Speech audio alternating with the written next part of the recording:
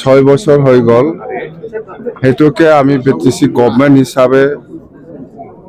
বড় সমাজৰ যিমান দল সংগঠন আছে আৰু সিগনেটাৰী সকল আছে বড় পিছ একৰ্ডৰ যেনেকৈ আপসু যেনেকৈ NDFB আৰু বিটিসি বাহিৰত থকা আমাৰ BKWC যিমান লিডাৰ্স আছে বা কৰ্মকৰ্তাসকল আছে সকলোকে আমি ইনভাইট কৰি পেলাই আজি বিটিসি গভৰ্নমেন্টে 6 যেটো পিছ একৰ্ড 2020-27 এইটো আমি অবজাৰ্ভ কৰিছো আৰু ইয়াত আমি অলপ আমাৰ হেমন্ত নাৰ্জাৰী ডাঙৰীয়া ৰিটায়াৰ্ড IAS আৰু আমাৰ কোকৰাঝাৰ ইউনিভাৰ্চিটিৰ আমাৰ প্ৰিন্সিপাল VC আমাৰ গণেশ ৱাৰী ডাঙৰীয়াকো আমি মাতিছো আৰু বড় সাহিত্য সভা ওমেন জাষ্টিছ ফৰাম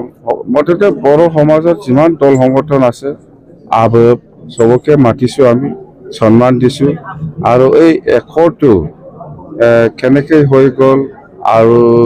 ইয়াৰ কি দফা ইমপ্লিমেন্টেশন হৈছে হোৱা নাই আৰু আমাৰ দায়িত্ব কি বড় সমাজ হিচাপে জাতিটো কেনেকৈ আগুৱাই লৈ যাব লাগে এইবিলাক প্ৰত্যেক বিষয়লৈ আমি আলোচনা কৰিছো বিশেষকৈ যেনেবা আজি 3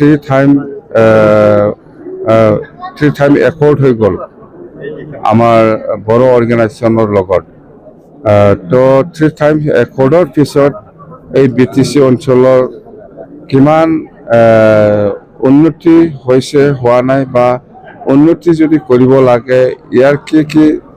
ইনফ্ৰাষ্ট্ৰাকচাৰৰ প্ৰয়োজন বা কি ইনভেষ্টমেন্টৰ প্ৰয়োজন এইবিলাক গোটেই কথা আমি আলোচনা কৰিছো নিশ্চয় আমি যেহেতু আমি এতিয়া বিটিসি চৰকাৰৰ দায়িত্বত আছে সেই হিচাপে মই কৈছো যে যিমান পাৰে মই আপসু লগত আপসু NDFB আৰু BKWC লগত যেটো চুক্তি হৈছিল ইয়াৰ দফাবিলাক মই চাই পেলাই ইমপ্লিমেন্ট কৰাটো যেটো চৰকাৰৰ দায়িত্ব সেই হিচাপে মই কৈছো যে মই আসাম গভৰ্নমেন্টৰ লগত এপ্ৰচ কৰিম আপোনালোকৰ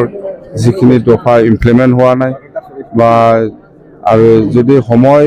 দিয়ে তেতিয়া আৰু গভৰ্নমেন্ট অফ ইণ্ডিয়াক আমি এপ্ৰচ কৰিম এইবিলাক কথা মই ৰাইজৰ ওচৰত মই হেতু প্ৰতিশ্ৰুতি দিছে যে মই যিমান পাৰে সোনকালে এইখিনি ক্লজ বাই ক্লজ ইমপ্লিমেন্ট কৰিবৰ কাৰণে মই দায়িত্ব ল'ম বুলি মই কথা দিছো যেহেতু ইয়াত কৰিব নোৱাৰা ডাঙৰ কিবা নাই দফা নাই BKWC ইলেকশ্যন হ'ব লাগে সমষ্টি বনাব লাগে আৰু BKWC যেটো এলোকেশ্যন ইয়াৰলি এলোকেশ্যন এটো বহুত কম এইবিলাক আলোচনা কৰিছে আৰু আমাৰ ৰঞ্জন দৈমাৰীৰ কথা কৈছে আৰু NDFBৰ